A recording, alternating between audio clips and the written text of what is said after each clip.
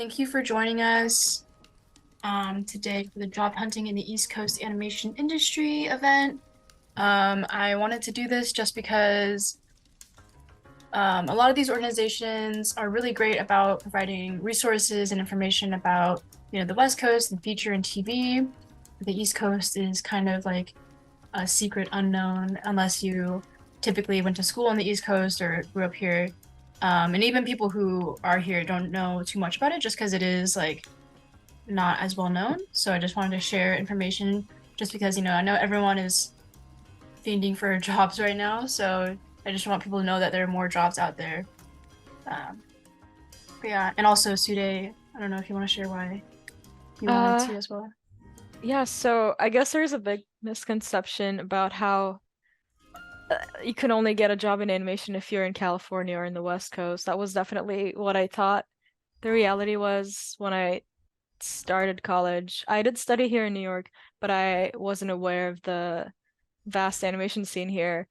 Um, and I feel like a lot of these studios and resources and everything are stuff that people may not know of, and especially at a time like this where the industry is at a tricky spot, sharing is caring, I guess. So Yes. yeah. Slay. All right, we'll go ahead and introduce ourselves. So, about us. Also, throughout the presentation, I just peppered in some like GIFs that showcase the work that is in the industry, just so you know. So this is Hornet, Kroger. So about me, I am a freelance 3D animator and an events assistant in Asians in animation. My background, I'm Chinese American. I was born and raised in Kansas, so I'm not native to New York. I don't claim that, but I'm really happy to be here. For animation, I actually did grow up on anime and manga, of course, and I really liked drawing and painting, and I also really enjoyed writing and designing for newspaper, but somehow I ended up in 3D despite all of that. So um, I'm here for 3D animation. I came to New York City to study computer art, animation, and visual effects at the School of Visual Arts, and I fell in love with New York City and everyone here. While I was at SVA, I founded the Asian American Student Union. I co-directed the thesis film Shattered and graduated last year, so about a year and a half ago. Um, and now I'm a volunteer at AIA and a freelance 3D animator. So I just want to showcase some of my work. So this first GIF is from Shattered, my thesis film. The animation was pretty rough, but it was a lot of fun. And I think a big part of making films is collaboration, which is so important for volunteering and also work. Then the next one, I went to Free Range VFX, which was actually started by some teachers at SVA, where I went to school, but I had never taken a class with them. So I cold emailed the studio and was just like, I heard about you guys. I would love to work here. They didn't have any work, unfortunately, because everywhere was incredibly slow at that time. So they were also suffering with lack of work, but they were kind enough to give me an unpaid mentorship, which I know unpaid it has like it sounds bad and it's also a privilege to be able to do it. But at the same time, this wasn't like actual work that they were getting paid for. And there are a lot of mentorships online where you have to pay for them. So at the same time, they were not getting paid for mentoring me. So that was actually really kind of them. And I think this project, which I worked for about 3 weeks on, has helped me get like a ton of work basically in New York City, just because we got to really dive deep into the details of the animation. And I learned like so much that I really couldn't during school because I was just like spread so thin. Then like I just have some other personal projects on the bottom, which I was really struggling. And then I realized I had to take a class. So I took an animation mentor class, which I'm sure if you're into 3D or animation, I'm sure you've heard of Animation Mentor. That really helped me just like kind of nail down the fundamentals. And throughout all this, I've been like freelancing at like a studio called HOPR, which they've been really kind to me. And then I ended up applying for a CG generalist internship at Hornet, a studio in New York City. They're based in Soho. Initially, like I didn't apply the year I graduated because it's a CG generalist internship and I'm an animator, and I was very intimidated by the idea of doing generalist work, which I was like, I'm not doing that. But by this point, I was like, man, the work is pretty slow, so I really have to like not be picky and just kind of go for it. And I'm gonna just try my hardest. And luckily, I had a friend who also did the internship a year before, so he helped me, you know, kind of prepare and know what to expect. Um, so I will say the generalist work I did have to do, it was a bit rough in the beginning just because I was really stressed about making sure I like worked to their standard of work. But I had a lucky chance where they just had a few days where they had us do like an animation test because both me and the other intern were interested in animation. So they were like, oh, we have a few days. Why don't you just do a test, which is the bottom left GIF. And when the CG lead for the upcoming project came in and he saw that GIF, he was impressed by my animation. So he decided to bring me onto the animation team for the Hornet project, the Kroger project, which I was really lucky about and I'm really happy about because I actually got to animate a lot. I did do some general stuff here and there, but I animated probably like I don't know, 5 to 7 shots, and I did all those like photos on the fridge. That's the bottom right one. It's like the Hornet. Every year, Croker does a holiday short film, and I got to work on it, and it was a lot of fun. So I'm really grateful that I took the chance on that internship because although there was a risk that I would just do generalist stuff for 4 months straight, I actually got to animate for like a solid 2.5 months, which I'm really grateful about. And that really helped me get another stepping door. So recently I've been at Framestore as well, which is another big VFX studio here. And then now I'm currently at another smaller studio called Odd, which is just, they do more ads as well. I'll pass it off to Sude. Hi everyone. My name is Sude. I'm from Istanbul, Turkey. I was born and raised there and moved here for college. I recently graduated from Pratt Institute, also in 3D animation. And I'm currently an events assistant here at AIA pursuing production.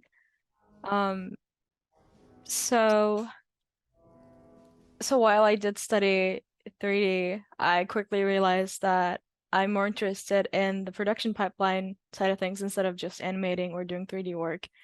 And organizations like this helped me figure out actually that I was passionate in production and more so pre-production stuff instead of 3D. But so aside from volunteering for AIA, I'm also a volunteer for Women in Animation, New York City chapter, specifically the career development team.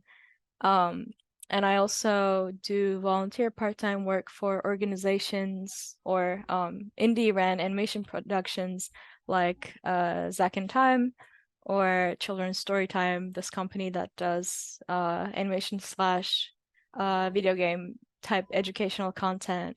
And I was able to provide some character design and prop design type work for them. But yeah, I guess that's about me. We can go to the next slide.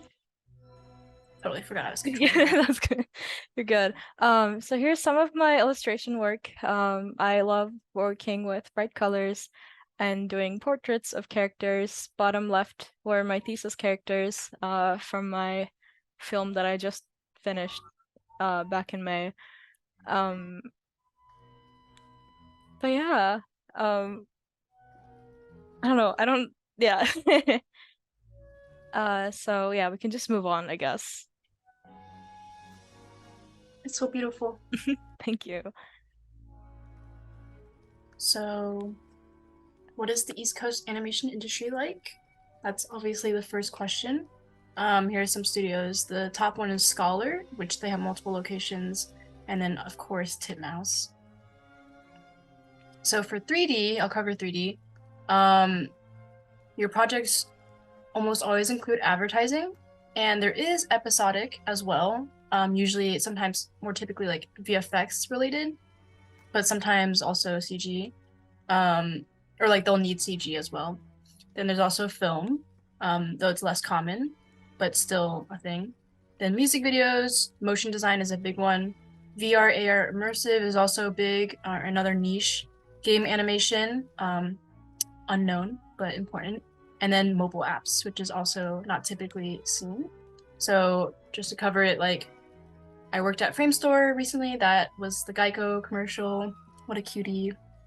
Then Nathan Love, they do a variety of projects, so or like CG and 2D. PsyOp, which this League of Legends short was also like 2D and 3D, which is pretty cool. Then like Hornet, which they did this Mac Miller music video. Buck has this like 7-Up just like ad. And then the bottom right is like the CG lead I worked with. He worked on this like what is it called? Like avatar making program. So Sude, you want to cover the 2D? Yes. So for 2D, there's a lot of areas you could pursue, like advertising, TV series and feature, motion design, music videos, mobile apps, and editorial. And there's a lot of well-known studios, like Titmouse has an office here, Ogden Blake, Nathan Love, Hornet as well, and Cartoona and Buck, some of the bigger studios here. And they've done a lot of incredible work too. The GIFs are very distracting to me. I can't stop staring at them. They just look beautiful. Sorry. Yeah, You're they good, are. you're good. But yeah, Yeah. there's Also, a lot of recent. options in both 2D and 3D. Yeah. Yeah, there is. Recently, Sude and I organized a Titmouse studio tour, so hopefully more of those to come. But for the differences of East versus West Coast, number one, I will say this. Okay, everything will be a generalization, so it could be different per experience. But I will say I think it's generally accurate. So I will say I think the pay in New York City is higher than most other locations, including the West Coast.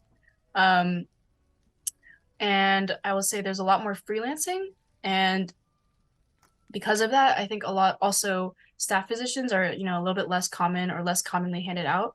However, I'll say like, staff positions in general in the industry are, not exactly easy to come by, but maybe just like there's extra freelancing here on the East Coast. Of course, there's more advertising work, but in general, I think on the East Coast, it's a bit more fast paced, especially compared to feature. There'll be faster projects, shorter timelines. However, I'll say it also requires a lot less polish than feature. And depending like on like what you work on, it could require like quite like you might not even get feedback sometimes. You might just get a few rounds of feedback. It's not going to require like there's just different standards sometimes depending on what you're working on, versus like TV versus like advertising. And then of course, I think a big thing right now is that advertising is less affected by strikes. I mean, right now they're over, but I would say like the economy overall is just a bit rough. So there's still layoffs and lack of jobs, of course. However, like you won't have to worry about, well, it's like a good or bad. Like you don't have to worry about like union strikes in New York City just because, like advertising typically requires less of that. Of course, if you're working on TV or film, then your work is going to be affected by that. So that's VFX. And then last thing is just like in New York City, you might be expected to be more of a generalist, but even as a generalist, you should still have specialized skills. And then, or you can be like a specialist. Like, for example, I'm an animator, but you should have really good understanding of the whole pipeline and you should have kind of generalist capabilities or just the understanding of how each thing works into the next because things are a bit faster. So the teams may be smaller and, what you do will affect everyone else down the line and you only have so much time. So. Yeah, so going off of the union, so less union jobs, it does come with a downside. The Animation Guild helps bargain for better working conditions and better pay for its members, so less union jobs in New York. Titmouse New York City is currently the only studio based in the East Coast that is a part of the union, so that's something to note. On the other hand, there is a lot more remote work. There are some studios that are fully remote or some hybrid, whether it's by choice or by requirement. I know that one of my friends who works at Nickelodeon goes into the office 2 days a week, which I think is pretty neat that you can have the 3 remote days. And this also allows you to just be anywhere in the US. You don't have to be in New York City to work for a New York local studio. And also a lot of studios in Europe, such as the ones that are closer to us in terms of time zone, like places in the UK, um, are able to provide opportunities for you since it's only like a 4 or 5 hour time zone difference. So those are some benefits too. So a big thing we wanted to do, me and Sude, was to create a studio list based on the East Coast that provides opportunities for people here. Just because, you know, there are the big names, but there are a lot of small studios as well. So we created this studio list. I added some labels. It's definitely like probably like sometimes like studios work in a variety of mediums, but I just put like what they're generally known for. And then later we can send this to you guys because I did also put links to the studios, but you can't see it because I didn't want them to have underlines because the underline was really bold and it looked ugly. So, but anyways, I'll send that to you guys later. But yeah, there's like the big ones, of course, like Buck and Titmouse, and like on the 3D side, like Hornet or Framestore. But on the smaller side, like Free Range VFX, Parliament, Scholar, like a lot of these like smaller studios are typically opened by people who worked at those big studios and wanted to open a smaller studio, so they have that like really experienced knowledge, and also like they take that pipeline like workflow with them, and they just work in a smaller setting. So I'll also say for Free Range VFX, I think something that really helped me was that they wanted me to be into the like come into the studio 1 day a week, which I think was really helpful for me to just like get to know them, and also like really make sure I focus that day. And they also treated me to lunch. So yeah, I will say, I don't know, small studios can be very nice, basically. Yeah, also feel free to screenshot this. We will be sending you guys this list after the presentation. Yes. But yeah, I know that I personally had probably only heard of maybe 5 places in this list when I started animation school. Yeah, So this for is sure. an extremely inclusive list of studios in the Yeah, East Coast. yeah. I also like, you know, some of these places have like multiple locations, so, and you wouldn't know necessarily that they have like an East Coast location. And I did include like 2 Midwest studios just because they often work with New York people. So those are in there, like Powerhouse. But I think there's even more studios that I don't even know about or I didn't include.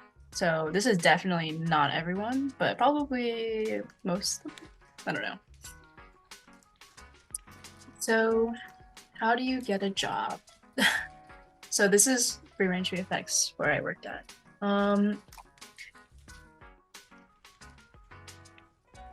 So I'll say that it's probably gonna be the same things that you hear about regardless, West Coast, East Coast, but I'll just share it anyways. So number 1, internship. So like Hornet internship, I did that.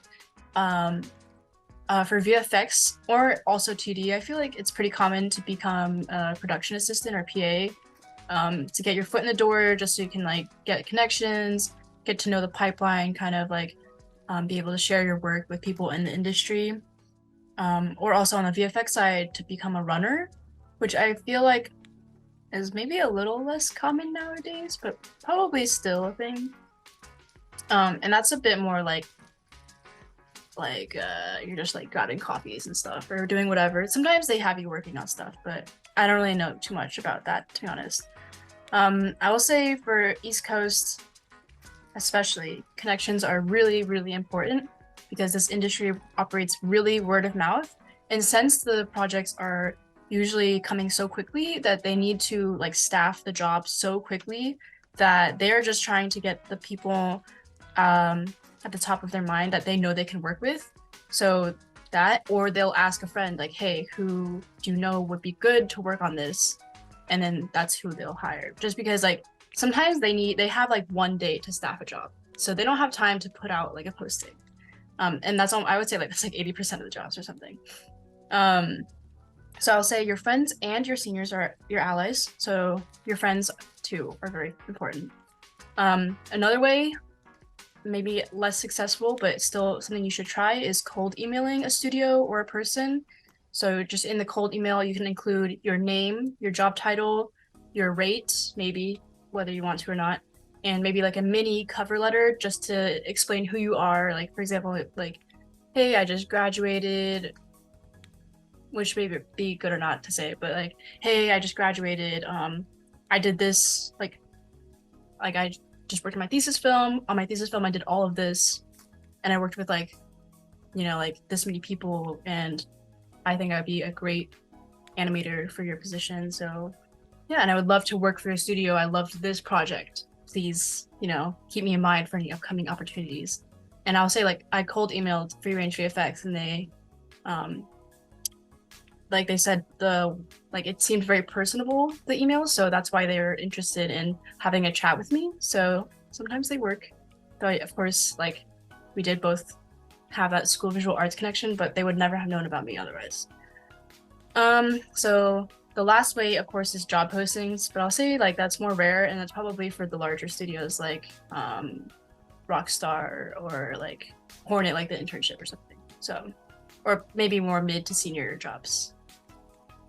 Because usually when they're giving a staff job to someone, especially in New York, it's because they know that person is a good investment, because I mean, it's like a full-time job, so they're paying for your benefits and your salary. So typically you'll have to freelance for a while with the studio and work with them to have like a working relationship before they're like, oh yeah, like we would love to have you as a full-time worker. Yes, so connections, like Kaitlin mentioned earlier, it is the first thing matters. It is not the first, okay, sorry. So your portfolio is the first thing that matters, of course. Just to preface, I guess you can have all the connections, but your portfolio also needs to be at a level where these studios will notice you and be interested in working with you. But connections are an excellent way for a studio to know that they can count on you. Kind of like how Kaitlin mentioned earlier, instead of just from what I've heard from many other people, is that a studio is not very likely to just take a blind chance on you, unless your portfolio is incredible, of course. But if a connection can vouch for you, whether it's a referral or someone you've already worked with before that knows that you're a good, hardworking person, and everything, easy to work with, and all, those people can really help you get your foot in the door, or can connect you with hiring managers or recruiters or the people that you want to be in conversation with. And don't just go for seniors and leads. A lot of the time, your seniors or someone who recently graduated from your school is a lot more likely to help you out, because they know they were exactly in your spot. They know what you're going through. So don't hesitate. Don't be like, oh, like I've never actually met the senior before. Like I haven't spoken to them before. More likely than not, they're gonna be very much willing to help you out in your journey. And also follow local recruiters and or schedulers or other hiring managers and everyone on LinkedIn. LinkedIn is a very important resource. So there's a lot of recruiters on LinkedIn who will either post about the jobs they have, or sometimes I see them offering advice or doing little Q&As, or like whatever it is, like you're hearing it from them directly instead of just waiting, or just like going to the company's website and trying to see if they have job postings. Usually recruiters will reach out to their connections on LinkedIn first.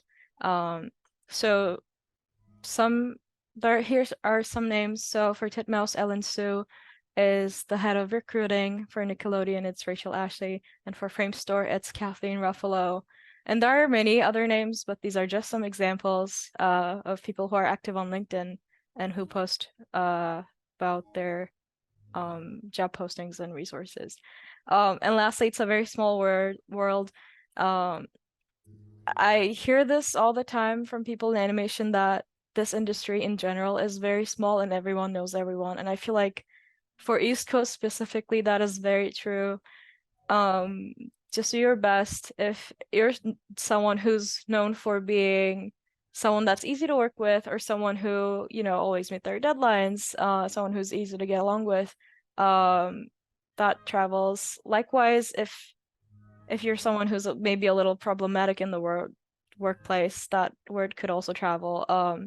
So always be mindful of how you present yourself, how you're introducing yourself to people. Don't be rude. Don't, I don't know, maybe if you get a rejection letter from a job or something, don't react negatively to that. Always be respectful, because word travels. But yeah. Yes. Oh, also, I do want to also add to Sude's point about like your seniors in college. Like, I will say, like, you should definitely like ask them for a lot of advice. Like, don't just go for like people who are like leads or seniors in the industry, because they'll definitely be busy. And those people, the people who graduated like a year or two or before you, or even the same year as you, will have like a much more relevant experience to share. And those people will want to look out for you if you ask for advice and you're very kind about it, of course. So definitely don't discount like the people you went to school with, or maybe if you didn't go to school, the people you hang out with on Discord and like Asians in animation or women in animation, those people are important. Just because like they maybe aren't like at the top of the pipeline yet, that doesn't mean they don't also have important things to share. So I'll share some, or we'll share some general advice. I'll hit the first 2 points. So, I mean, this is kind of like obvious. I will say just apply for any jobs. So even if you don't fit the job description, or if you're out of school already, just apply, and your portfolio could catch someone's eye. That rhymed, but didn't mean to. I'll say like for the job description, like I think, well, first of all, one thing I've always kept in mind is that like I've heard that like um people of color, especially women of color, are much less likely to apply for a job if it doesn't exactly match their their own resume. And so whenever I think about that, I'm like, oh man, I just gotta apply, because I don't want to like fall victim to my own insecurities or fears. Of course, I would say like there's a lot of job positions out there. So if you see like a senior one, maybe you don't have to apply for that, or you don't have to feel bad for not applying for that because it's a senior position. But say you see like a mid position, then just go for it. And I had some like people give me advice to share in this presentation, and someone said like, for some of those like internships or jobs where it's like, oh, you have to be like within 6 months of graduation, or you have to be in school, just apply, because sometimes like those recruiters like will like you enough to hire you, or they'll keep you in mind for later. So maybe they'll put you in their system or something. So just apply, even if you don't get a response back, or if you don't feel like you're there yet, like especially if you're like a student, if you don't feel like you're there yet, just probably apply if you want to, or like if you're ready for that. Like I feel like just go for it. Don't let the description make you scared. And like some people have talked about like basically BSing their way, not BSing, but like saying like, oh, I live on the East Coast, or I live on the West Coast, and you don't yet. And then if you get the job, then you can like move. Do that if you want. I've heard some people have good experience with that. I don't think I'm that type of person to do that, but you can always fib maybe, or like not fib, maybe like, I don't know, just, find your way around. For example, like for internships, sometimes you can like apply for like a community college, enroll in a class, and then maybe try to apply for like that internship, which even like recruiters have recommended. Okay, the next point is just soft skills. Honestly, half of your desirability is how organized you are, or like those soft skills, like your organizational skills, your communication skills, your collaborative skills, and how you take feedback. So if you're a student, like kind of keep that in mind with your teachers, because your teachers are really important. Like when you're like, for any job you have, West Coast or East Coast, you're gonna have to collaborate with people. So you're gonna have to take feedback, and you're gonna have to work with others, and you're gonna have to communicate really well, because like these things move fast and communication is key. And being the more organized you are, honestly, the better. So I think when you showcase those skills, especially in a job or an internship or even in school, I think people will really like that will make an impression on people because that's not a common skill that a lot of artists have, or it really makes the difference for a successful artist versus someone who can just do art, you know. So just keep that in mind. But Sude can take the next 2 minutes. I've talked too long. Yeah. So before I move on to the next 2 points, I do have something to add to um the just apply point. I also heard that um the list of qualifications or requirements, usually recruiters will put the most important ones in the top. So if there's maybe something in the very bottom that does not match you 100%, I did hear that the bottom ones will be more so like stuff that's nice to have. But yeah, they'll usually put the very crucial requirements in the top. Um, I don't want to generalize, but that is something I heard that could be useful to know. But yeah, just apply. Worst case, you don't get it. I mean, you don't lose anything. And yeah, so it is also all the same, all the job hunting advice you hear. Of course, it will have slight differences based on different industries. But whether you hear advice about formatting your resume or how to approach a recruiter, it's going to be mostly the same. Um, and I guess I'll go back to LinkedIn. There's many other recruiters on LinkedIn who may not necessarily be recruiting for the animation industry, but they will share on how to approach people, how to network with intention and effectively. Things like that can just apply to anyone, regardless of what field you're pursuing. Um, so it's definitely good to be on the lookout for those type of information. And lastly, be patient. Breaking in takes time. I haven't yet broken in. And I graduated like 7 months ago. But all that matters is that you're doing the best you can. And there's also many other factors are at play. Right now, the industry is not in its best shape. There were definitely better times. So it's important to remind yourself that it's not you. It's not because you're not skilled enough or whatever. There is a clear lack of, especially entry level positions out there right now. So the best you can do is to just make sure that you're prepared. Um, make sure that your portfolio is up to date in case there is that perfect job posting that happens soon. Or, make sure you're reaching out to people, trying to make connections. It doesn't have to be with someone that's a senior level recruiter or anything. Even if you're just connecting with an alumni who's working somewhere that you're interested in, like small steps like that. And just attending this webinar already means that you're uh doing great. So be kind to yourself, be patient. You are gonna break in one day. Like it's bound to happen. It's gonna happen. Just just try your best. But yeah. Yeah. I'll also say just for connections too, like I think people expect, when you meet a recruiter or maybe a senior, you will like hit it off immediately or, they'll keep you in mind or something like that. But sometimes like it just takes time for those Mhm. connections to develop. So maybe like the first time you just get to know each other. The second time you get to know each other a little better. The third time they're like, oh, I've met this person a few times now, like, and they seem pretty cool. Like, and when I say cool, I mean like you're like a regular human being who's like nice, Mhm. you don't have to be like cool, but Yeah. just like literally being nice is like cool enough. So I think like Yeah. it's not gonna be like that first time. It's not always like the first time. Sometimes it is where they're gonna be like, oh, I'm gonna keep this person in mind for next job. Sometimes it's gonna take several times. Just like Yeah. when you're making a friend, it takes a couple times to hang out before you get close. Yeah, definitely. And some good advice that I've heard from someone else was that when you're networking, try to not seem like you're only reaching out to this person for a job. Even if you are, what's important is that you're genuinely interested in making a connection with this person. Maybe you're interested in their work, or instead of just sending them a message being like, hey, I'm looking for a job right now, introduce yourself first, maybe talk about who you are, what you do.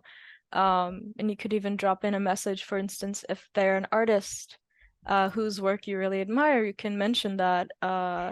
Just be genuine. Don't just come in strong, be like, hey, I'm looking for a job. Um, Yeah, because that totally. doesn't usually make a great first impression. Uh, Yeah. I yeah. think like honestly, like if you just ask people for advice, Mhm. first of all, like and I'm not saying like don't ask them for a ton of advice. Like for me, I try to like kind of like split up my questions across many people, so I'm never overwhelming one or two or three people with so many questions. Just like I have a question, I'm gonna try and reach out to this person who maybe is good for it. But like I feel like when you ask people for advice, you know, and then they can share their insight, that is more interesting to them because they're like, I made this connection with someone who is genuinely interested in improving and listening to my advice. So I'm gonna keep that in mind for the future, as opposed to someone who's like, oh, I just want a job, because like if you've never met this person before and they're asking you for a job, it's kind of like, whoa, unless you're like a recruiter. But like even then for a recruiter, like you could be like, hey, here's my portfolio. This is who I am. I would love to know like how maybe I can improve, or like what is the best way I can prepare my portfolio for a good job or to get a job at, this studio. Like I think asking for advice is a good way to get to know people, um, and just like sharing your experience and just being kind. Like of course, like please like say thank you after you ask for advice. I think that's important. Some people have asked for advice and then like immediately like jump ship, which is kind of like maybe you just didn't think about it, but it's a little rude because especially for like seniors and like leads and recruiters, those people are like really busy, and like them taking the time to share advice is it's very like I realize now like as someone working, it's like wow, you don't actually have that much time in the day. So Yeah, definitely. I just want to add one more thing when you said thank you, and someone in the chat also just noted following up. This was also something I heard from many recruiters. They say if we interview two people, and we're kind of torn between both candidates, but one of them follows up with a thank you note and the other doesn't, then we'll usually go with the one who said thank you. So it is really important to, thank someone for their time. It doesn't have to be with someone you interviewed with, but if someone took the time out of their busy schedules to give you advice or just like talk to you, just letting them know that you're grateful for their time is a very important way to just establish that connection with them. yes. And one last thing about connections is like especially for those people who you ask advice from, or especially if like maybe they've given you feedback on your portfolio or a mentorship kind of experience, like I think it's nice to follow up with them, maybe like or just be like maybe in a few months be like, oh hey, like actually I've had some developments, here is what I'm doing, like I got this or that, or I now I'm at like a school or something, like, and I think that's cool to them because they're like, wow, I'm like mentoring someone and seeing them and rise up, and then you can like develop a connection over yourself, and I think they like to know. I mean, everyone's just like human, so they just want to know what's up with you. So, um, or just do those friends too. Okay, so I also prepared a little section on freelancing just because it's so common in the industry and on the East Coast, especially. I'll try to be really fast though, because it's a bit more just like detail oriented, and you should maybe ask your like friends or someone in a Discord like what it's like if you need more information. But so qualities of freelancing, the pay, it's higher, for sure, and you can raise your rate more quickly than if you're a staff, because usually you're locked into a salary and you're kind of locked into like raises on a certain like basis, like percentage. But as a freelancer, every 6 months or every year, you can raise your rate with a studio, or if you go to a new studio, you could be like, I worked at 4 other studios, so I'm gonna raise my rate for them. So that's good. high pay, but also taxes are a little bit more complicated. You get more write-offs as a freelancer, but you also have more taxes at the same time, and it's a bit more complicated sometimes. And I'm still trying to figure that out. As a freelancer or someone who's just self-employed, you have to be really organized. So you basically have two jobs, working and then also job hunting. So like while I'm working on a job, sometimes I'm also kind of keeping in mind to like scroll LinkedIn every day or reach out to some studios that I haven't reached out to in a few months to let them know any updates. But yeah, and then also with freelancing, you just have to be able to email back very quickly. You have to be able to communicate clearly. For the timeline of freelancing, in the beginning, jobs are pretty short. Sometimes you get a 1 week contract, which is kind of crazy, but that's because they're still testing you out. And sometimes over time, your contracts will hopefully become longer. And over time, permalance, which means like you're kind of like a permanent freelancer for them, or staff can become options. And then also as a freelancer, jobs come really suddenly. So you always have to stay on your toes. You always have to be checking your email. I often get emails on Friday asking if I can work on Monday. So connections, I will say freelance connects you with more studios and more people than staff, because as a staff member, obviously you kind of are just at one studio. But as a freelancer, you are going to so many studios that you meet new people. And since you meet more people, you kind of get more job opportunities. But finally, as a freelancer, you definitely have more employment gaps, of course. And especially right now, they're going to be longer, sometimes for a couple of months. And that's why you kind of want to make sure your rate is high, because you're kind of compensating for those times when you don't have a job. And also, because you're a freelancer, sometimes you don't qualify for unemployment benefits. Yeah. So the hold system is another thing that the freelance system has, which is just kind of confusing, and I'll try to be quick about it. But basically, it's just like a way to communicate between the studio and yourself about availability and opportunities. So the studio is letting you know through the hold system that they potentially have work lined up and they're wanting to hire people and they're interested in working with you. So if you get asked for a hold, that's kind of a good sign that they're interested in working with you. And then when they ask you for a hold, you're letting the studio know that you're available, or like when you're available, and that you're willing to work.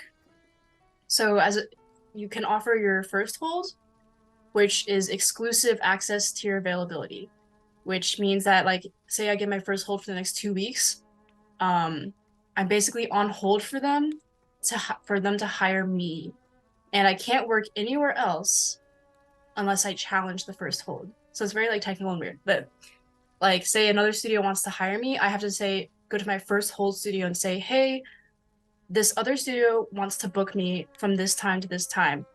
You have 24 hours to book me or release me. So they either have to book you for that time or release you. So there's always a chance they could book you, or usually they release you. And this is kind of important, but when you give a first hold, you cannot work with someone else without challenging that first hold. And if people find out, that is definitely really bad. It's like a big taboo, and people will find out and everyone will know. And maybe for your first time, they'll, like be okay with it, but like it's definitely not a good thing to do. So you can also give your second hold, which means it's basically non-exclusive access to your availability. And it just means that you could be working for anyone else. But it is a courtesy to let the second holds know that you're booked or unavailable. But basically there's nothing exclusive there. You can work for other people, and they don't have to book or release you, basically. Regardless, when you have a first hold, you can always be looking for other work. That's not a taboo. You can definitely look for other work. You just can't like have a contract with anyone else.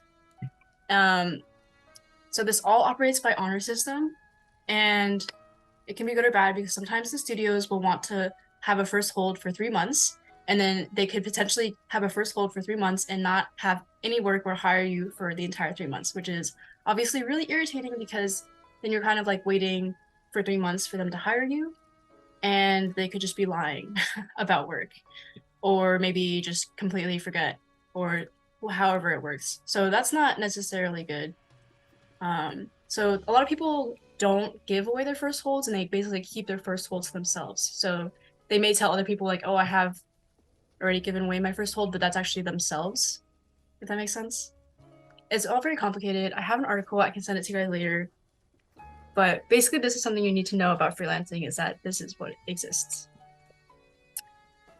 So pay rate, I'll just be really quick about it, but I feel like it's really important to be transparent about pay rate. And again, you should always be asking people about their rates. Or just, don't be shy to ask. I think, of course, approach it with some, what is it, like gentleness. If it's a friend, you can just ask. But maybe say it's a senior, maybe you don't ask them their rate, but you could say, hey, what do you think about me giving this rate? What do you think about that? Or if it's someone who graduated 2 years before, you could be like, hey, you don't have to answer this, but I was just wondering, how to consider my rate, and I just wanted to know kind of like what your rate was when you started or what your rate is now. Feel free to share if you're comfortable. So I'll say the starting pay rate right now is 250 to 300 a day. And 300 is probably what you want to start with or even higher. But I will say a lot of studios, when you're first starting, will want to hire you for lower. So it's up to your discretion if you want to trade a low, like you want to trade low pay for that first job. Sometimes, any pay is better than no pay, but just be careful not to be taken advantage of. I would really say that you shouldn't go below 250 a day. And I think maybe CG is a little bit higher than 2D, but I'm not really sure. But I'll say, like, I don't know. You shouldn't be, definitely, you should be working above minimum wage for sure. Another thing is just to keep in mind for overtime or weekend pay, it's time and a half. And you just have to let the producer know ahead of time so you don't surprise them or something. And then, so maybe like when you're setting your rate, say like, hey, my rate is $300 and my overtime or my weekend rate is 1.5 times. So, and then when you're trying to go for a staff, maybe just take these rates, take your own rate and multiply it for your, like, however many weeks a year. And then minus holidays, vacations, benefits.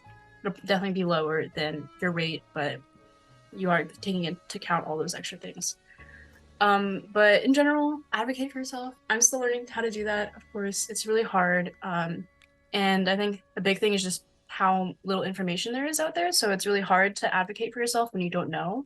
And of course, I realize like $0 a day is really painful. So I think, I don't know. But regardless, you should just advocate for yourself and just be kind to yourself though. So Yeah, anyways. thank you for sharing all the freelancing tips. I feel like schools don't usually talk about it as much or not as in depth, at least in my case. Um, but anyway, moving on to some local or resources and organizations. Um, Go to next slide. Thank you. So Women in Animation New York chapter, it's not just New York specific, but also if you're anywhere in the East Coast, you can be a member, and they do a range of things from mixers, studio tours, and meetups. There's actually going to be a Titmouse holiday mixer happening this Friday. Signups are already over, but it's just something that they do. And I remember back in May they've held a mixer in Nickelodeon, New York as well. So I would say like they do in-person studio mixers 2-3 times every year. And there's also meetups as well as online panels, or they also have a job board that you can access if you're a member. I know that membership is free, but they have tiers that you have to pay. For instance, if you pay a certain amount, you're eligible to apply for their mentorship circles, which is one of their biggest things that they provide every fall and spring.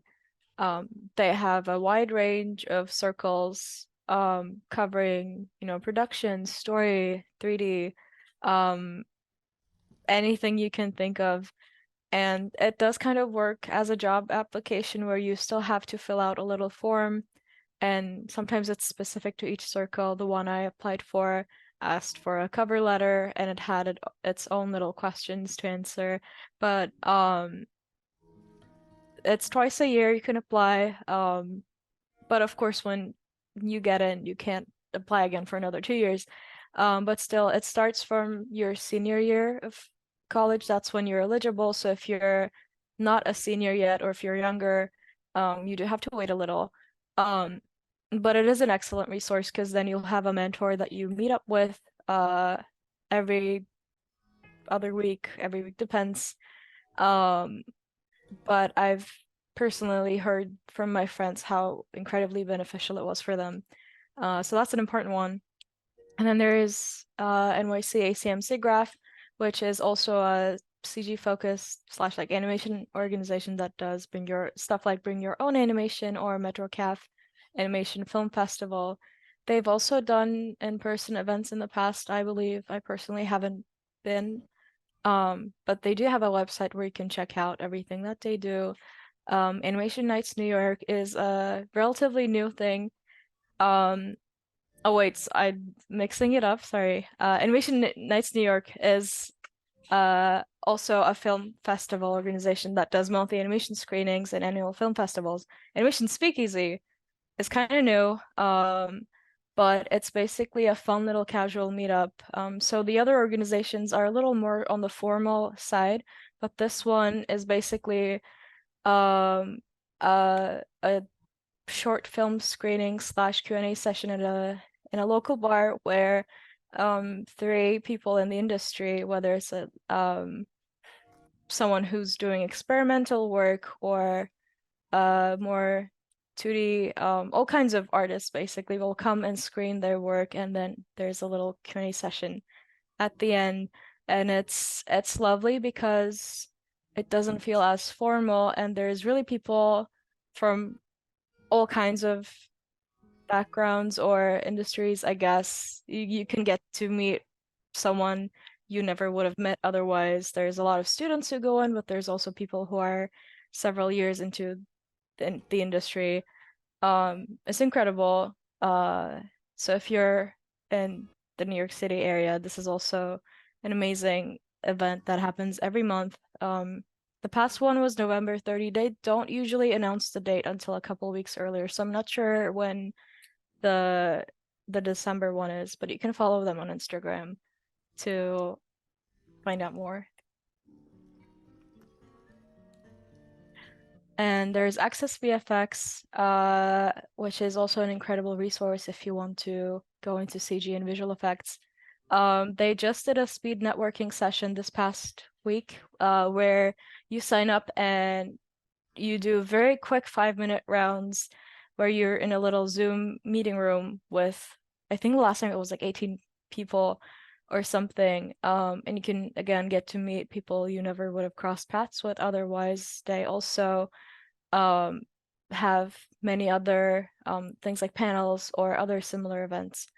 New York Animixer is also something similar. I did notice. So they're on Instagram, but I believe their last mixer happened a while ago. Like I guess on that photo there it says December 6th. It was not this past December 6th. I think it was last year or something.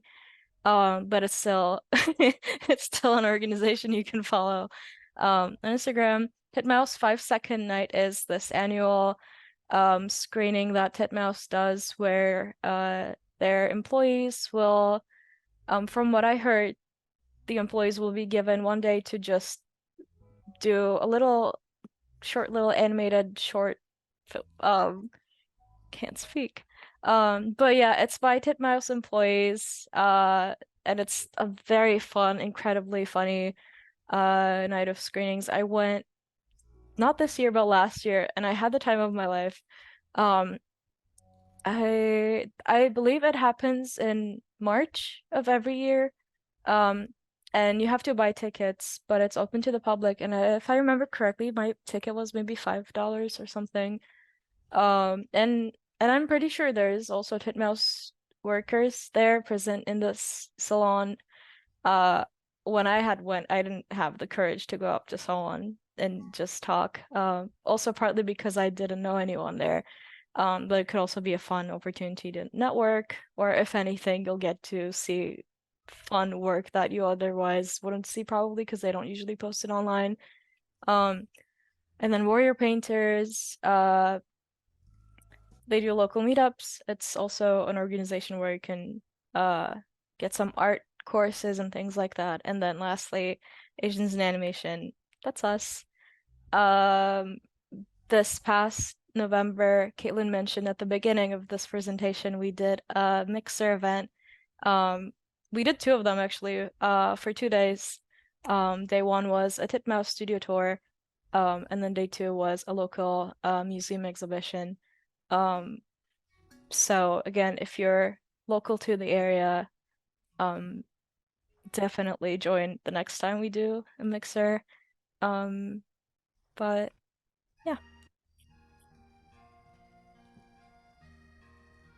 And a pro tip is that when you're in a Discord server, a lot of these organizations like Women in Animation, Warrior Art Painters, they will have local channels. This is easy to miss because when you join the server immediately, it's not usually under the list of available channels. You have to go under the roles tab and pick out New York City or if it's East Coast or whatever it is. You have to go select that first, and then you will have access to a channel where you can see if people are, planning hangouts or if there's anything like any news shared, things like that. Definitely important to know because it's so easy to miss. I wasn't, I personally wasn't even aware of this for the AA server because when I was looking at the regions and stuff, I selected Turkey thinking, oh, like that's what I represent, that's where I'm from. I don't know how the New York City channel completely slipped from my site. But yes, if you're in any of our servers or if you are about to join, definitely do not forget to do this. Yes. Oh, that's it. Oh yeah. Sorry, it's a lot longer than I expected. But I think it's because we went through a lot of, stuff. Hopefully, it kind of clears up questions before they get to us. But yeah, if you guys have any other questions, drop them in the chat.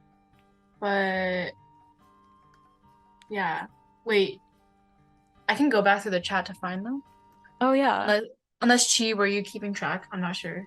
Yeah, we have one question from Wendy. Most of the question got answered within the chat, but I think this question was still left unanswered. So from Wendy, they asked, do you have experience with recruiting job site where you apply as a freelancer artist and someone is the middleman connecting you with a company? Would you recommend this or advise staying away from them?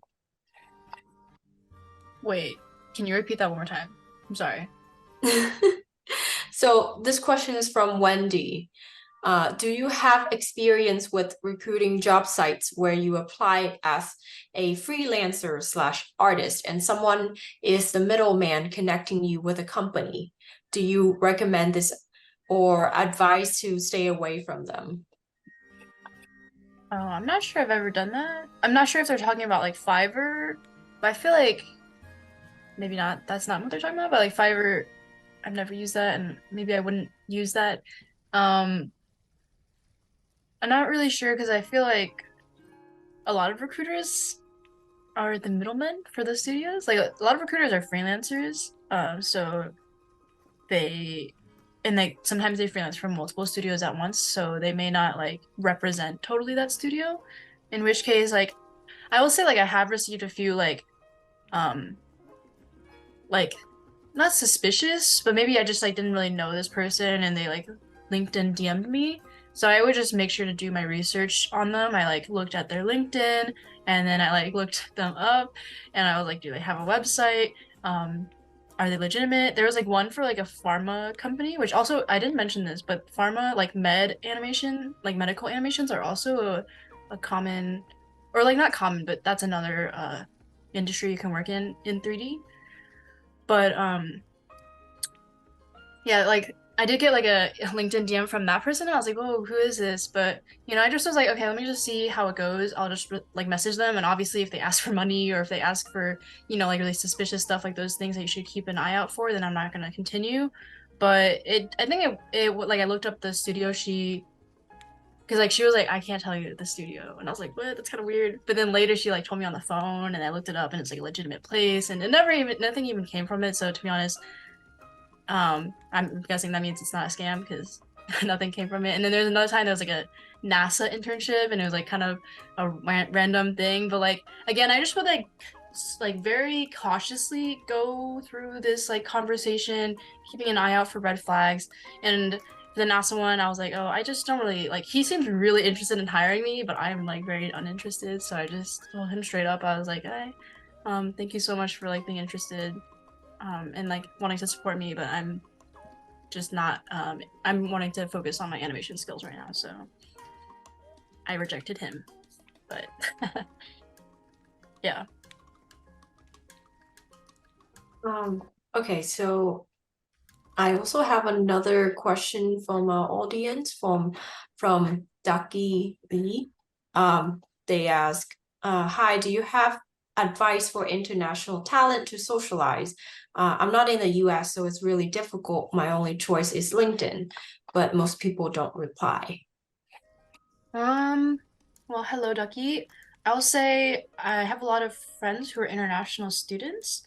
Um and I feel like again the main thing is just like reaching out to people who are fellow international students or people um who work in the industry and they do like maybe like I think your best bet would honestly to be asking people who just got a job, they're juniors, interns, and asking them for advice because they'll know most like in most detail about all those like international stuff like the visas and like whatnot. Like so because you said on LinkedIn people weren't replying, so maybe just try reaching out to like friends or people like go to those studios and like literally like look through the people who are connected with them or look through like who has said, oh, I recently got hired here, and then reach out to them and say, hey, I'm also an international student and I'm interested in working in this studio.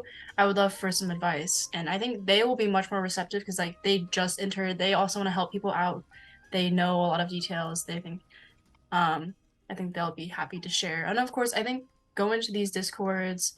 I think there's a lot of like really niche discords. Like I feel like the ones I've shared aren't even all of them. So There is actually a Discord server for international people in the animation industry, specifically called LA Expats. I'm gonna see if I can share an invite link here.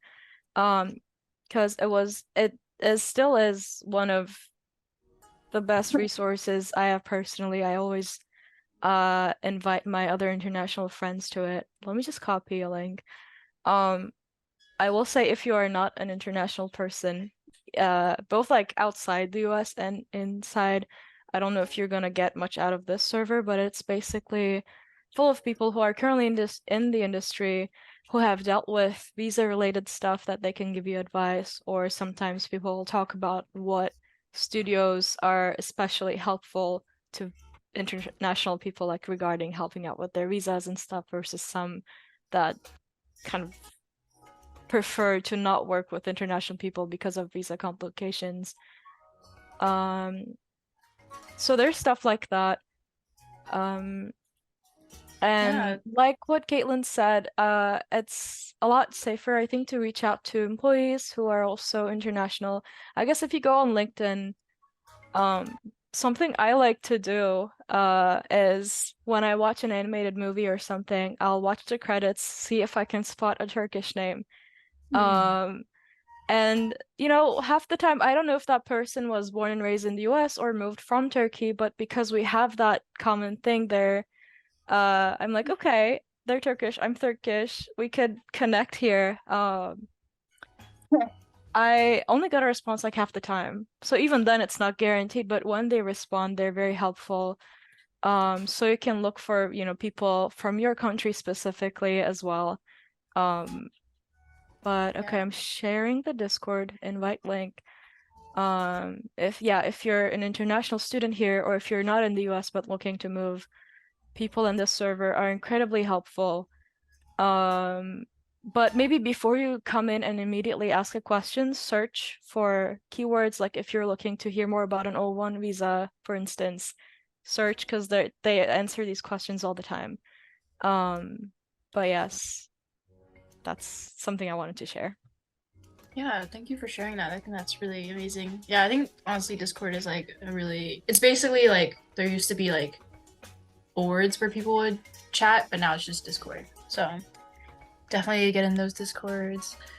Any other questions? Okay, I have one from Amber. They ask, they're curious about how production works for advertisings versus film/TV. Do PAs only stay on for the length of a short project, or do they stay for multiple projects? I Think that in my depends. Yeah, it definitely depends. Well, I think like, it's just like I think it's the same thing freelance and staff. I don't like when I was at Hornet, there were a lot of freelance production assistants and production coordinators. So they would join for one project and sometimes they would not get, like then that would be it, but then sometimes they would get onto the next project or maybe there'd be a gap and then they get onto the next project. But then so yeah, I am not as familiar with production, but Sude. Um, yeah, well, kind of what you mentioned, it also depends in the sense that, um, I guess a studio is not always guaranteed to rehire you, but from what I've heard, um, if they have worked with you before, um, you are usually their first choice if they need another, production coordinator or something for a next project. And something I've heard is that there's artist managers in a studio where, if your gig is ending, but you want to keep working there or something, like you can just like meet with them and discuss your next steps, things like that. I don't know if this answer helps because I think it really is a case by case thing. But I do think that if you worked somewhere, if they liked working with you, you are probably likely to get offered a Yeah. next job. Yeah. I agree. Okay, we have another one from AU. So you guys talk about East Coast studio being more open to remote work, even from Europe. Are there any Pacific studios you'll point out to from Europe? Um, Personally, I haven't really gotten a chance to work with any international studios, so that's definitely something still new to me. Like I just know it's a possibility. I just haven't gotten the chance. Oh, I think one time I did apply for a South African studio, and like they even responded and asked for my rate. Um, so like I didn't end up getting it, but like yeah, I think it's just like per studio. Some studios they are only like working within like their country, and then some studios are open to international, and I think it's just case by case. Like I don't really know to be honest, um, because I haven't worked with them. But usually, okay, say like they post on like I say like LinkedIn because I think LinkedIn is like a really important resource. Like they'll usually be saying, "Hey, we're looking for these kinds of artists for this job." Um, if it doesn't say that they are only hiring out of Europe or out of like the UK or something, then I would just go ahead and assume that they hire internationally. And then like okay, I applied for one like studio recently. Um I can try and find it. But like and like sometimes they'll say they're open to international, but I don't have like as much of a long list compared to like New York. I know like Blue Zoo is a 3D studio there, but I Mhm. don't think they work with international people. And I think usually sometimes they're working internationally with typically sometimes like mid to senior people just because like they want to hire really good talent and like they don't mind if there are any tax issues, I guess. Sometimes like I think it just gets more complicated when you hire internationally, but Mhm. I know even Canada like for Canadian studios they sometimes hire like from America. So Yeah, I guess the main thing to look out for, usually in the job listing, it will say that you have to um have a work permit for that country. So if they say that, I guess it's safe to assume that if you don't have the work permit, you probably won't have a shot. Yeah. But also, you never know. But yeah, usually studios will disclose in the job description whether they require you to either be local to the country, even though it's a remote listing, or if you're required to have some sort of work permit. Um, so yeah. I think the studio I reached out to, because they posted on LinkedIn, they said we're hiring all of these people and we're open to anyone. So I was like, okay. And then they like gave an email, so I emailed them. Like I said, like who I am, what I do, my rate, and then like a little mini cover letter, and then attach my resume, of course, link to my website, and it's called Closer Studio. I feel like with a lot of studios they don't have very, like there are a lot of like similar studio names, but yeah. So I don't have like a long list, but I'll just say keep an eye out on LinkedIn. Follow a bunch of recruiters. A lot of the recruiters are sharing stuff, even if it's not related to their studio. Mhm. Follow artists who like they're sharing stuff.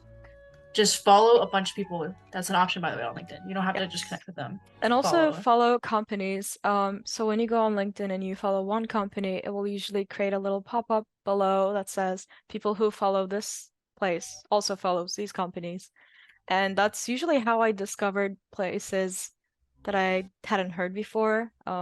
It kind of goes like a chain. I click one and I'm like, ooh, like this looks like an interesting place. Let me hit follow.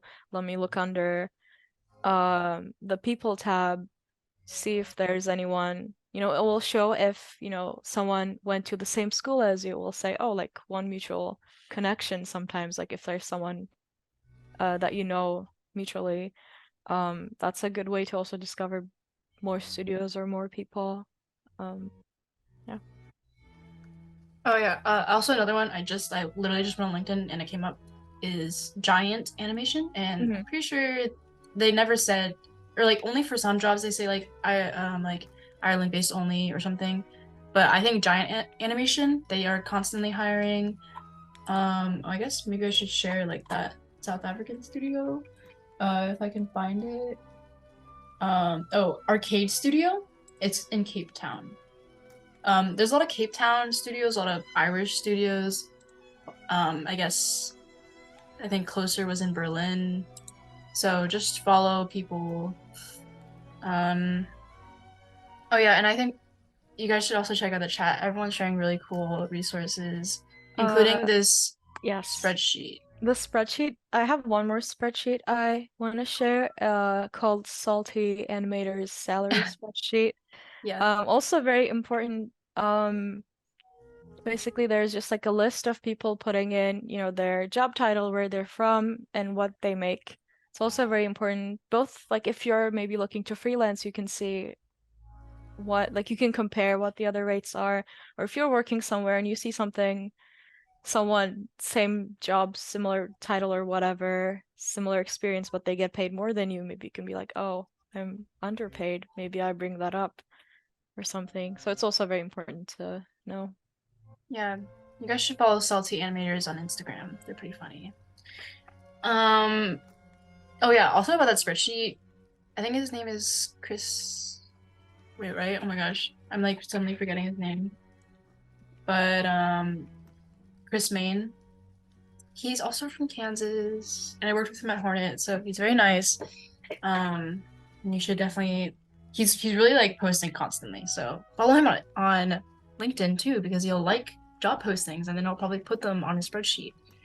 But yeah, he's really nice, and he's from Kansas, so Kansas shout out.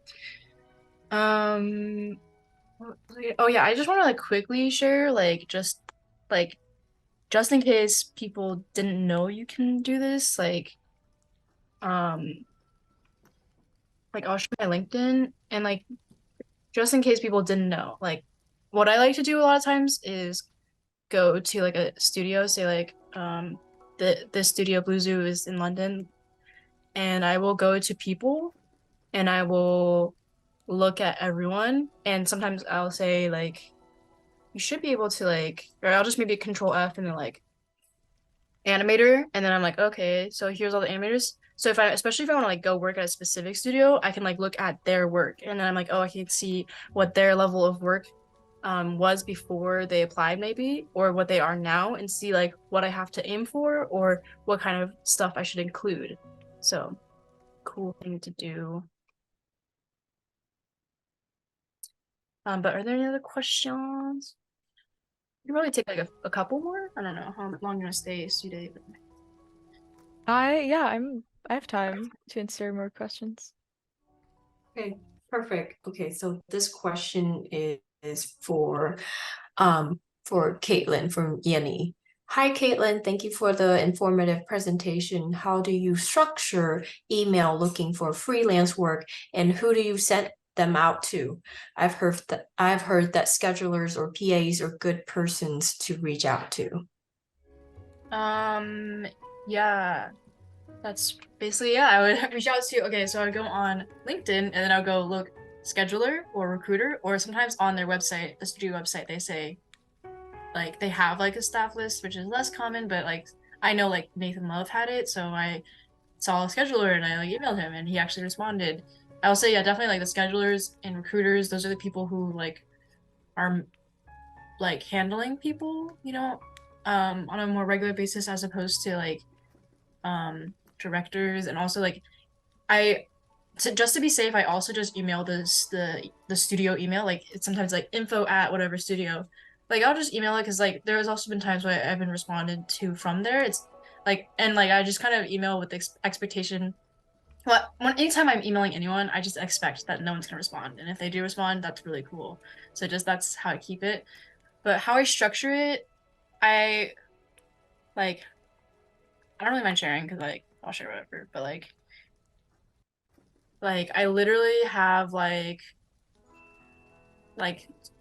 a draft email where I just like have so many drafts like ready, and I just kind of copy and paste and then make sure I go through, and of course update the studio name, and of course update. I always try and make it like relevant to the studio, like or like this specific thing, but like yeah, basically I'll be like, hi, Steamroller Animation. My name is Kaitlin Yu, and I'm a 3D animator based in NYC. I'm applying for open animator position, which I found on LinkedIn and through fellow AIA volunteer Sarah Mary Goman. I'm currently booked through October 27th, but I will be available for work beginning Monday, October 30th. And then I kind of give like, so basically I get all the really important details out of the way in the very first paragraph because like they do not want to stick around. And then I write a couple, maybe like more sentences or paragraphs about who I am or what I've been doing. And to me, it's like, I don't expect them to read it, to be honest, but it's there if they do want to read it. Like when I was in newspaper, I learned that like you should put all the most important stuff at the top basically, and then like you as you go down through the like article, you get less and less important details. So that's basically what I'm thinking as well. Um, so yeah, I basically make sure to put all my important information at the top. And I think this was actually like a cover letter, so this is a bit longer than it would typically be like for a email. So like um yeah, like maybe this is like a regular email. And they specifically said cover letters, so it's also kind of longer. But yeah, I just don't expect them to read it. But like, I think they like it when you sound personable and you say something. They want to know who you are too. So like, the more personable you can be, that's better. And yeah, say something nice about their work, so it looks like you actually like know who they are. But yeah, Sude, do you have any like thing to share from? Um, I'm not gonna screen share. But going off of the different cover letters, I have something similar. Keeping them all in one Google Doc is actually very smart. I use Canva for my cover letter and resume. And I guess it's something similar, something specific to each studio. Um, in case, in case you're reapplying and you don't want to just write something new every time. You know, checking it out, like going back at it like every other month maybe. Or, it doesn't have to be that frequent, but if there's, if you applied to a job somewhere maybe like 2 years ago and now you're applying again, having your past cover letter at hand is very useful, so that both you have something to start off of, and you can also see, just be like, oh, like maybe I take out this part, obviously update it with your most recent information. I had to do that, after graduating, just like changing the I'm a current student part to I'm a recent graduate. Um, and like what Kaitlin said, just putting the most important information at the top, because whoever's reading your email or letter probably receives hundreds more. So just like making sure that like your most eye-catching achievements or whatever that makes you stand out is at the top. Um, I guess that's all I have to add to this. Yeah. Yes. Any other questions? We have one question from Chantel for Sude. Could you say more about the Children's Storytime organization you worked for? What did you do for them and what do they do? I tried to do some quick Googling and got library story times. Library. Oh, let me see if I can find their website. So Children's Storytime, I actually found out about them through a friend at Pratt who also did work for them. I don't know how she discovered them. But I guess like indie organizations like these that are volunteer run instead of like companies that have paid roles, they're hard to find. So I do feel like whenever I come across one, it's usually by word of mouth. Same as another project I work on called Zach and Time. It was also, I think I saw it on LinkedIn or something, and there's a few others that I can't remember the names of right now, but there are many organizations like that where it's all volunteer and so it's kind of like an unpaid internship, but it's, full of other volunteers who are passionate about what they do, or maybe they want to gain experience in a specific area. So for children's story time, I worked as a visual development artist. I took a bit of a break to focus on my job hunt. But basically we would have meeting, you would have a team lead, get assignments like, this is like, here are a list of props we need for this scene, things like that. And I never um did much visual development before in the past outside of the films I did for classes. So it was a great experience just having that and having my work reviewed by someone who's not a professor or a classmate, but it felt really official if you're someone who's not broken into the industry yet, or if you're just looking to get a more professional experience. Let me see if I can find their website. Oh, I'm also getting unrelated. Oh, wait. Okay. I found it. I'll paste it in chat. And how I reached out to them was I just went to their contact us thing, wrote a little email just talking about myself, asking, or just saying, hey, like I'm this, I'm currently a student at here. I'm really interested in this, like whatever, just introduce yourself. And then ask, can just like mention, I really like the work you do, and ask if they have any openings or if any roles for volunteers. But yeah, and in my case, they were quick to respond and they had spots available. I don't know what it is like right now, but this team that I work with, they were really sweet. Let me send this other place I worked at as well.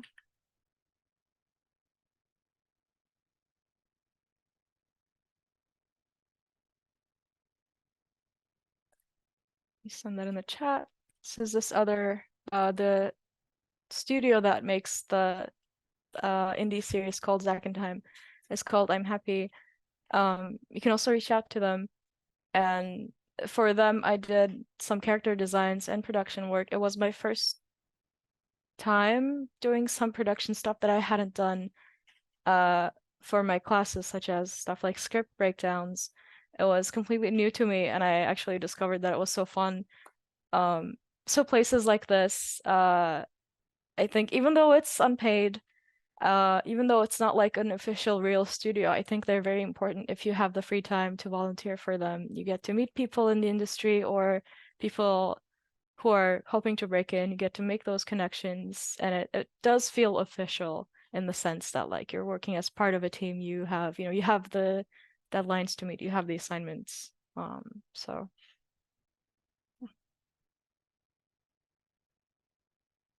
oh, I just saw the message on how to find indie companies like these. In my case, it was kind of by luck. So for children's story time, I only heard it from a fellow student at Pratt. I didn't see anything about it online until that point. And for I'm Happy / Second Time, I think I also saw it on LinkedIn. I guess it really depends on how much time you spend on LinkedIn or Instagram that, you can run into places like these because of how small they are, they don't tend to advertise themselves as much. But I guess another thing you can do is like if you just go to someone's profile on LinkedIn, and under their list of experience or under the volunteering tab, you'll see little organizations like these. So if you do a little bit of stalking, I think you can find orgs like these too.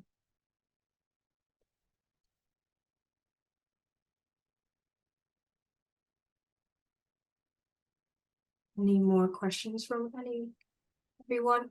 I think should we open up for the audience to just unmute themselves one at a time, maybe like hand raise? I saw one more question asking about applying to internships as someone Yes. who's recently graduated. So I guess I missed. So for that, I think it depends. A lot of the internship postings will say that it's open to recent graduates. I know that with DreamWorks, for instance, you can only apply until 6 months after your graduation. So if you graduated in May, like me, you're not eligible for that anymore. But then some places will allow for up to a year, up to 2 years, or they're open to everyone, regardless of when they graduated. So it will usually say. But yeah, for the places that do accept interns, regardless of age or year of graduation, feel free to apply. Yeah. I will say I attended like a DreamWorks recruiting event, and they were like, someone was like, "Oh, like how strict is the like 6 month graduation thing?" And she was like, "We'll make an exception for someone who's good enough." So keep that in mind, but just don't expect too much, I guess, but just apply. Especially if you're like not super far out from that mark, then I feel like it's possible for sure.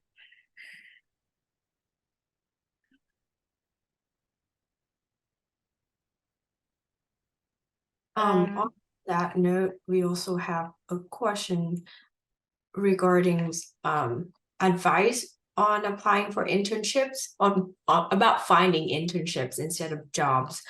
And what's the process for that is like? Yeah, I don't know. I think it's per every single like studio is different, but of course I think it's gonna be the same thing whether it's a job or an internship. It's always gonna be like, curate your portfolio to the studio. Like I've had like mentors tell me they have like a different reel for every studio, because even for 3D animation among feature film studios, like each one has its own specifics. Like I can't even remember now, but it's like Pixar is very realistic, very subtle. Is it DreamWorks? I think that has, yeah, DreamWorks is very cartoony. They really like body mechanics, like really interesting stuff. Like just look at their movies and see what they're hiring, like what they are working with. And then let's see. Oh, yeah, I don't know. For them to be like, I feel like for internships, it's just unfortunate that a lot of them are university exclusive. And of course, that's something I deal with, like being interested in internships, but they're university only. If you're really committed, like I said, you can enroll in a community college and just apply. But that's of course, its own thing. So Uh, what I do is I just keep a list of like, all the internships that are not university exclusive. So I always have them in mind. I'm ready for the next one that comes up. For example, like Pixar or something. Something I just remembered about the education part. I don't remember what studio this was, but I think their internships was like it was open for students, but if you were enrolled in an online course like something at Anim School or something, it counted, which I thought was really interesting. Um, Again, I don't Yeah. remember which place this was. Maybe there's more like this out there that, like you can just be enrolled in any online course instead of like a full-time or a part-time college, and you're still eligible. Yeah, Um, definitely read into the details of mhm. each internship because some of them are like only if you're graduating within the next 2 years, only if you're pursuing a bachelor's or whatever. Some of them are any school. So like, yeah, definitely don't be immediately what is it, like turned away. And also those online schools are really great too. So I will say though, like, just something to think about is like say you wanted to work abroad in like can like say you are in the United States and you wanted to work in Canada, a lot of times to get like a visa, it's required to have a degree. So those online schools don't typically give degrees. So that's just something to keep in mind. I mean, I know people who have worked in Canada, um, and like they went to animation mentor, but I think they like previously had graduated from a 4-year school. So yeah, just something to keep in mind. If you're thinking about one or the other. Yeah.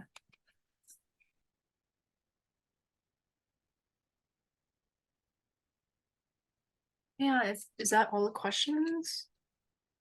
I believe so. Some of the questions are already being answered in the group in the chat section.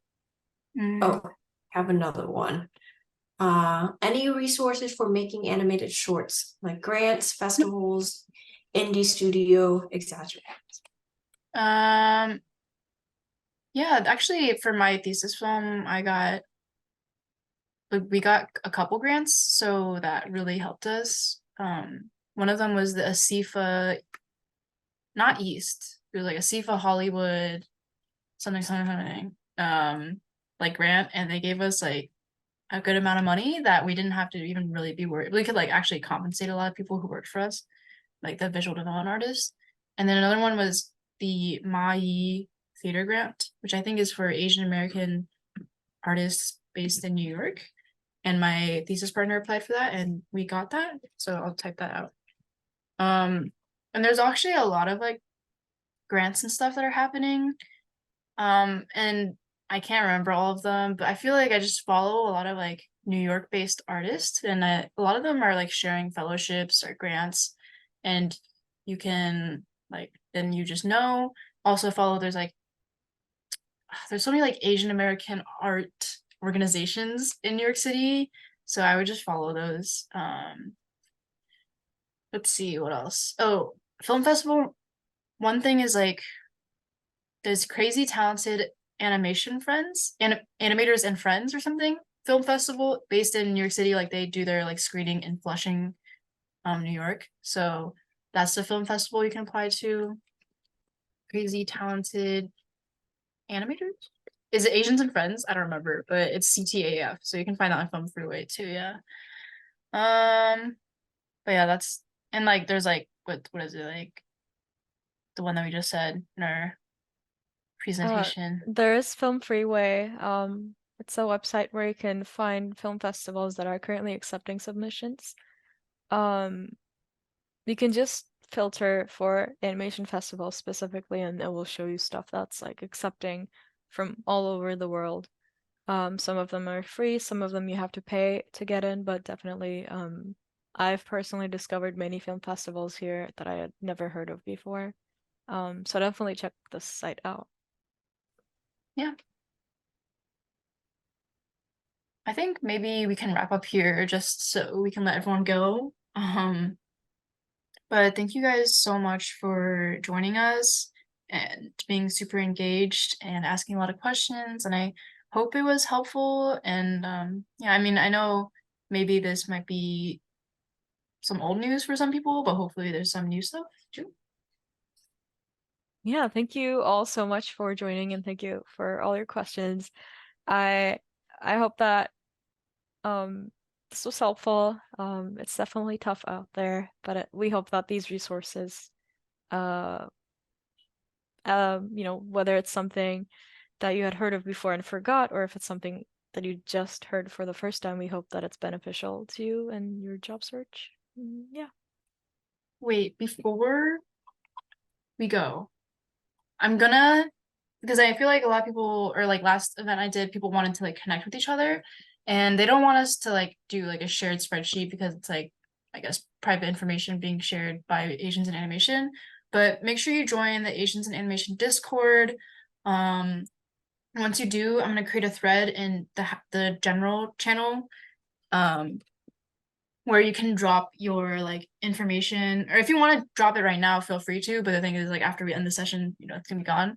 So just know that like in the Asians in Animation Discord, I'm gonna create a thread in the general channel that says like drop your socials if you want, so you can connect with people, because some people are like chatting and stuff with each other. And yeah, would we want to do a picture, or is that like, I don't know, how are we feeling about that? Would people want to come on screen to take a picture? Yeah, come online.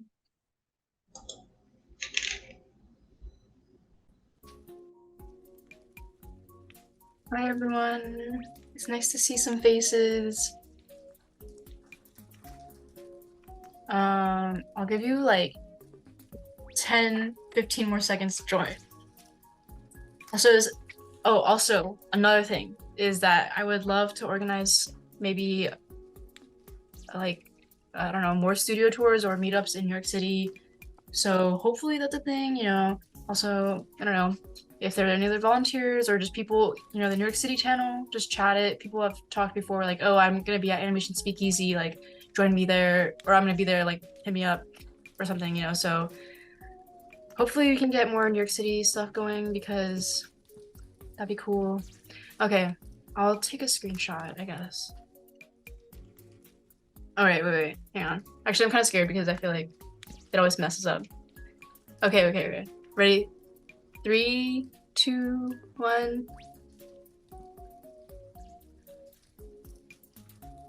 Okay. Oh, yes. I'm sorry, I'm like so old. Anyways, Obligatory peace signs. yeah, I know. It is so, it's classic. But yeah, hopefully that was helpful. Hopefully we see you guys in Discord or in person sometime. Yeah. Have a great night, everyone, or morning Yes. if you're tuning in. Yes. Thank Have a great you. night. Thank you, Bye. everyone. Thank you, Chi, for moderating the event.